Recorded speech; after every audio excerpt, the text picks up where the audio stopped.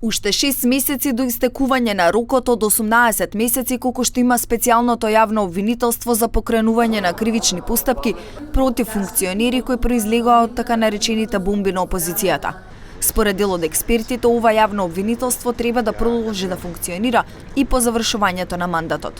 И ајде нека поднесуваат кривични пријави ако има, за да се малку процесуира тоа, бидејќи година и 4 месеци поминаа, а само 2 кривични пријави се поднесени и се во процедура. Мислам дека тоа малку. Треба малку повеќе работа. Не сум од тие луѓе кои велат дека треба да се прекине работата на специјалното јавно обвинителство на крај на краиштата, имаше 4 месеца. Па да видиме што ќе биде за тие 4 месеца. Според аналитичарот Пандов пак СЈО во овој состав треба да функционира само уште неколку месеци, бидејќи не ја вршело основната функција за која е формирано.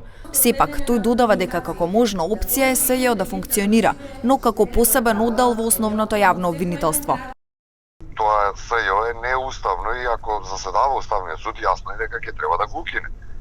А притисокот кој што е пак од друга страна за останување на СЈО им прави притисок, претпоставувам, на тие уставни суди да не ја стават како точка на дневен ред и не верувам дека ќе биде ставена до истекување на мандатот на СЈО. Сите им е јасно дека ако се укине тоа СЈО би направило проблеми, а никој не сака во моментов дополнително да прави проблем.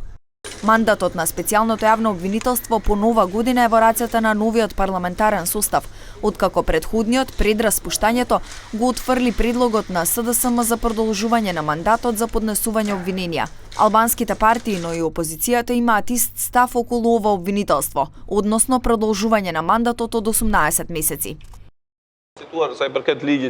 Во врска со прашањето со законот што се спомна и продолжување на мандатот и законот за заштита на сведоци, јас би ја цитирал изјавата од 5 декември годинава во Универзитетот на Југоисточна Европа на обвинителката Фатиме Фетај.